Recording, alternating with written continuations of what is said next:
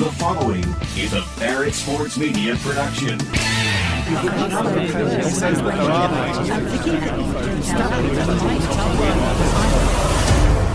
We do the digging, so you don't have to. We've got breaking news. Breaking news. Breaking news. Bringing you the biggest stories from the industry you care about. This is the Media Noise Podcast. Well, let's hear it. Now, here's your host, Demetri. This show is going to be singularly focused today. Ryan Brown will join me in just a moment. Not only is he one of our columnists here at BSM, he is the host of, I don't know what you would call it, podcast, digital radio show, whatever, of The Next Round that actually asked Charles Barkley the question and got the news that Charles Barkley was going to meet with the LIV Tour officials, I guess specifically with Greg Norman, right? That meeting happened earlier this week. If you're listening to this on Friday when it comes out, we are going to dive into nothing but Barkley and LIV Tour talk on this episode. That is coming up in just a moment, though. First, I wonder what the market is should Rich Eisen hit free agency before the NFL season begins. Michael McCarthy of Front Office Sports was the first to report that Eisen's contract is set to run out before the kickoff of the 2022 NFL season. NFL Network obviously would like to keep the guy around. He is the face of their network and has been ever since it launched in 2003. But the fact of the matter is there's plenty of money in the NFL's coffers right now, particularly because of their media contracts, and don't think that has gone unnoticed by anybody in this business. And Rich Eisen looks around and he sees all of the money that is going to people like Joe Buck, like Troy Aikman, like Kirk Herbstreit and Al Michaels this offseason, and he says, hey, I work directly for the company that is getting all of the revenue from these deals. None of the companies, none of the networks having to pay out to the NFL. Certainly, my contract should reflect that, and I hope Rich Eisen gets his money. However, I do wonder what the market would be for him should he hit free agency. Does he have the leverage that he's hoping he does here? Because ESPN and Amazon and Fox, if you add in the Tom Brady deal, shelled out big money for people that are directly working on games. Rich Eisen is a studio host. He is probably one of the very best NFL studio hosts we have, but what is the value of that and I'm just throwing out a hypothetical here, what is the value of that to somebody like a CBS, like a Fox, like even an Amazon, right, who just hired Carissa Thompson? That's the other part of this. What it is that Rich Eisen is best at, a lot of these seats are already filled. So listen, I hope the guy gets his money. I think he deserves to be the highest paid person at NFL Network. I just don't know that he is in a position of strength the way anyone would think he is, given the money that got thrown around for NFL broadcasters this year.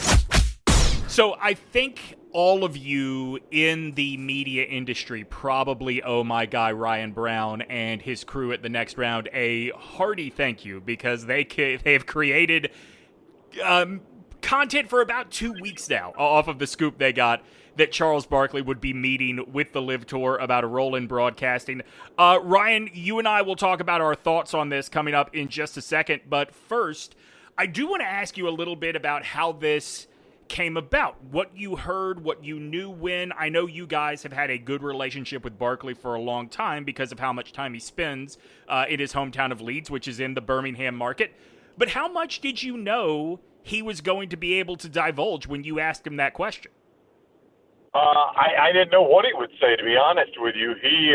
I do know that Charles is a very straightforward guy. I think anybody that's watched Charles knows that. You don't have to know him personally, but you know, we've had a personal relationship with Charles, the guys on my show and myself, for a very long time.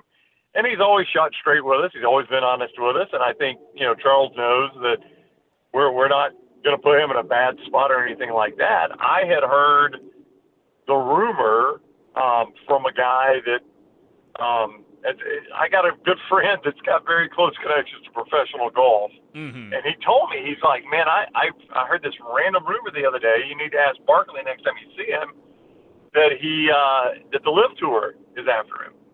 And I said, well, I'll tell you what, I'm going to see him in a couple of days. I'll ask him. And that's how all that came about. And I just set it up, asked him the question. He gave an honest answer. So there was no before you guys went live, because for people that don't know, the next round, it is somewhere between a radio show and a podcast. I think last time you and I talked, we settled on calling it digital audio, right? Like it is, it is live. It is on the internet. I guess like before you guys went live, before those mics turned on, you didn't say anything to the effect of, just so you know, I'm going to ask you about this. Yeah, the only hint I gave, so Charles came in right as the top of the hour, right as we came back from our top of the hour break. He came in, so he was a little bit late, so we didn't do any, pre-talk or anything like that. And going to the break, I said, when we come back, I'm going to ask Charles about a rumor I've heard about him and see if he'll verify it. And then we went to the break, and he never really even said, hey, what are you going to ask me? Or anything like that. So, I just knew that he would give an honest answer. And if he wanted to, not talk about it, he would have been honest about that too, I think. I think he would have said, I just prefer not to talk about that. That'd have been fine. We would have moved on. But I just knew with Charles, you were going to get an honest, unvarnished answer. And that's all we got. Yeah. So you are a big golf guy. You are not just a fan of playing. You are a fan of watching golf. You've got to help me understand how this moves the needle for the LIV Tour in a way that justifies the paycheck he's going to get. I understand the appeal of playing golf. Like, I can't sit there and watch other people play, and I'm not telling you that I firmly believe I am in the majority, but I think given what the LIV Tour is, and I don't mean the Saudi connections, I mean this brand new thing that not a whole lot of people really have wrapped their heads around yet, I really struggle to see how even a name like Charles Barkley, you can justify the, probably 10 to 15 million you're going to have to pay the guy. I think it'll be more than that, to be honest with you, for him to do it. I don't think, I think that number's low to be quite frank. But, following up on the time we spent together, I have just spent 4 days in Atlanta for the Southeastern Conference Media Days, the SEC Media Days. And Charles spends a lot of time in Atlanta as well. So 2 nights, we got together with Charles for a little bit and talked some more about this. And this was my suspicion before I even brought it back up to Charles, was that I think the LIV Tour initially launched and spent a ton of money on players, and basically their only mode of distribution in the United States is through a YouTube channel. Right. Which is fine. They've actually gotten some pretty good numbers to that YouTube channel. But they have admitted, their director of operations, their media guy, the media liaison, has admitted that they are very interested in some sort of more traditional media arrangement. Right. I think that he's also admitted that they tried to launch with Fox, even if it meant buying time on Fox, and they were refuted.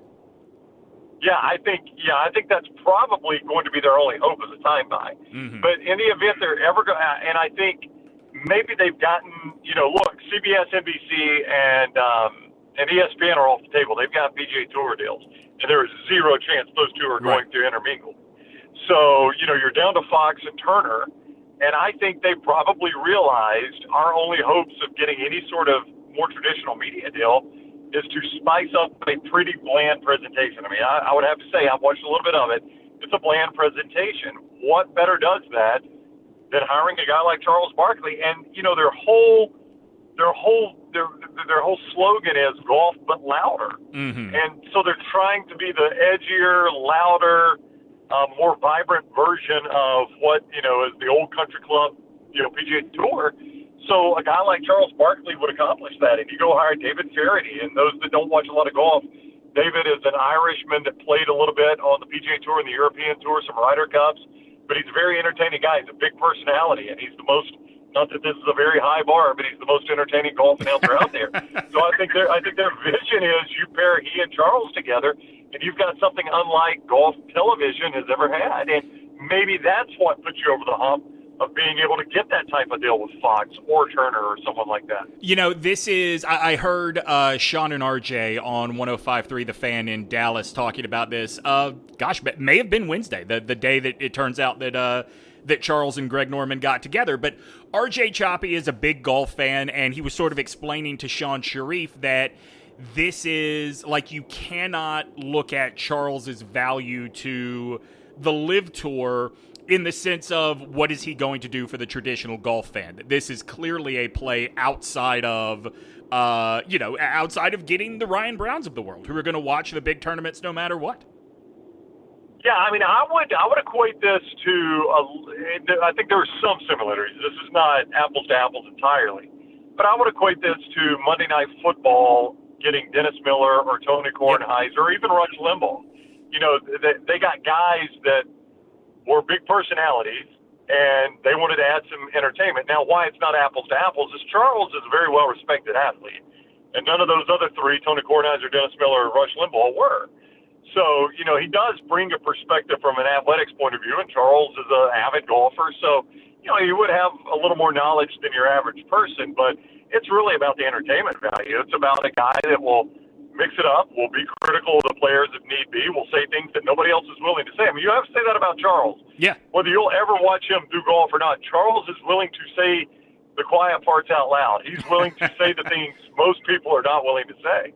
Yeah, so I was thinking about that exact quality of Charles because Dan Patrick, who also has a good relationship with Charles Barkley, says that Barkley told him he certainly recognizes that there is a scenario where he has to leave TNT and Inside the NBA if he wants to do this job with LIV Golf. Now, I feel about the NBA the way you feel about golf. I will watch two teams I don't care about. I just enjoy the action. I would certainly hate to see Charles not be part of Inside the NBA, but I go back to another interview that Dan Patrick did one time. This was with John Skipper, former head of ESPN, now runs Dan Le Batard's Meadowlark Media Network.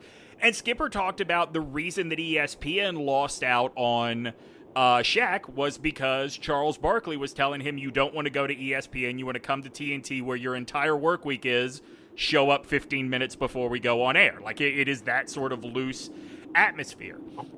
I recognize that the LIV Tour schedule is much shorter, right, than the regular season NBA schedule. But I don't know that there is a major lifestyle advantage by leaving Inside the NBA for the LIV Tour. Yeah, I mean, it would be, probably more financial than lifestyle. I would 100% agree with you. And the other thing to factor into that is, there's a pretty good, Charles is a very big, pitch man. I mean, Subway, Capital One, Dick's Sporting Goods, you would have to assume most, if not all of those, would go away as well. That's kind of the pattern most of these big corporate advertisers have followed in relation to the actual professional golfers that have made this jump. So you would have to imagine they would probably do the same thing with Charles. The other thing, and this is why it's funny, you bring up Inside the NBA because Charles has a pretty good bit of leverage here. Right. He's still got some years left on his Turner contract.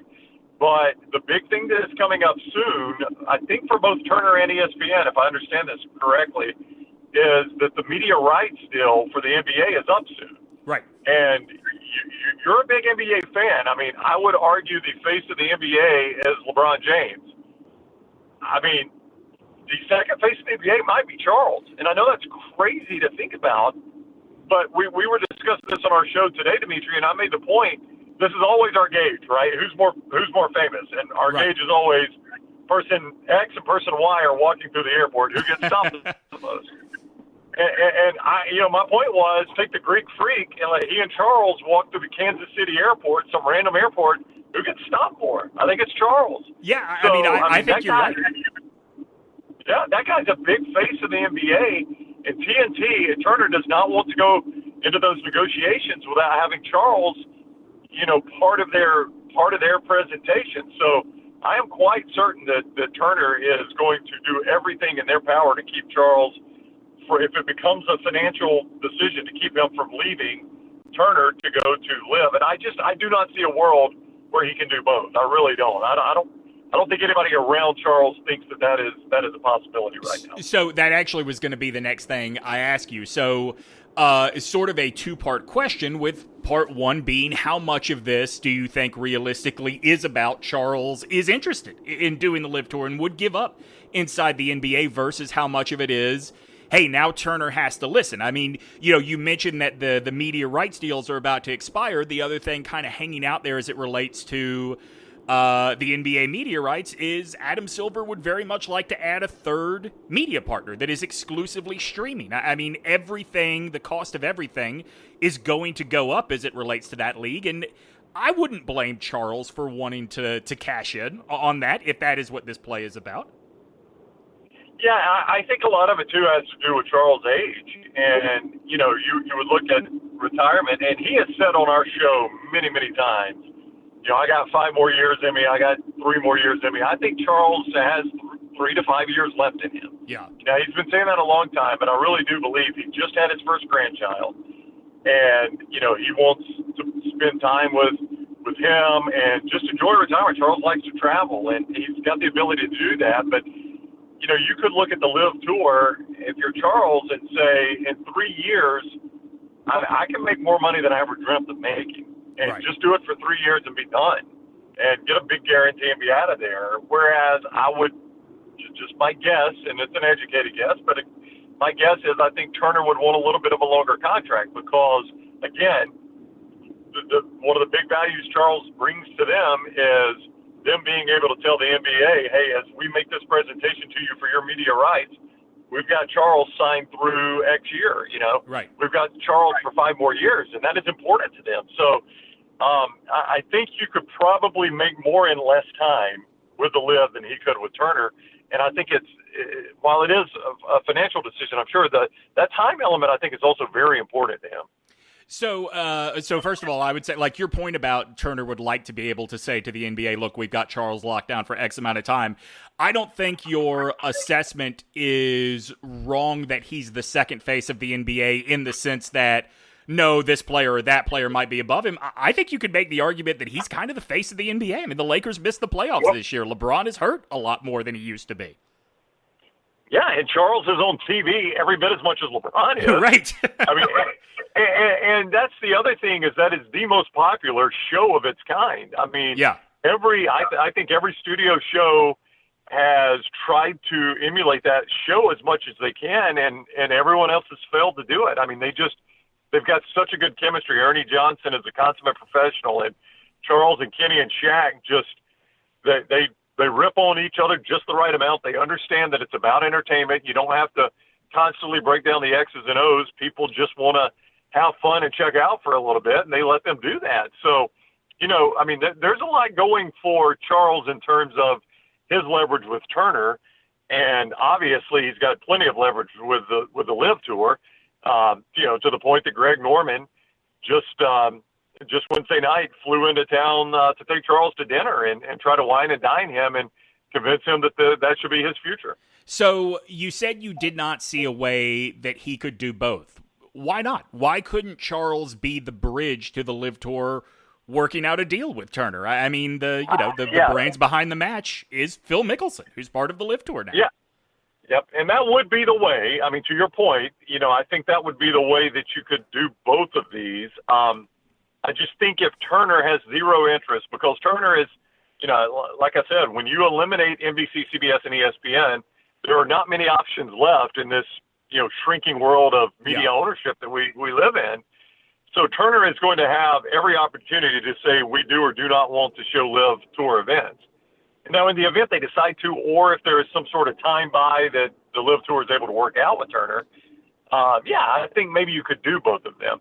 I don't know. From the people I've talked to within the industry and just the feeling I get from the talks I've had with Charles about this, I just don't think anybody believes that Turner would be interested in him doing this because of the optics of that tour. Now, the tricky part of this is the NBA has got to be really careful about not being hypocritical due to their relationship with China. If they come out and maybe take a stance on it, they run the risk of appearing to be extremely hypocritical. So I think it would all be Turner's decision. I don't know that Silver or the NBA would weigh in on this if Charles decided to do it. I mean, I hear like that. That's a very valid point. But I mean, it's 2022, aren't we? Beyond the word hypocritical meaning anything anymore. I mean, the NHL has a relationship with China. The NFL, the Major League Baseball, they all do, and the NBA is the only one people focus on. Yeah, no, you're absolutely right. No, you make a valid point there. And I think you're right about being beyond the word hypocritical. I think it's just almost an accepted state of being at this point, right? So, and that's why I don't think the NBA would do that. And I think this would all be a Turner decision. And that is where we say goodbye. A big thank you to Ryan Brown for being the guest this week, and a reminder that the Jason Barrett podcast starts on Tuesday. The first episode features a wonderful conversation with Don Martin of Fox Sports Radio and KLAC out in Los Angeles. You do not want to miss it. You can go to whatever your favorite platform is and subscribe right now. We will talk to you next week, everybody. This concludes our broadcast day. Thanks for listening to the Media Noise Podcast with Demetri Rabanos. Be sure to subscribe on iTunes and leave a review. And check back soon for new episodes. To stay up to date on the latest sports media happenings, visit barrettsportsmedia.com.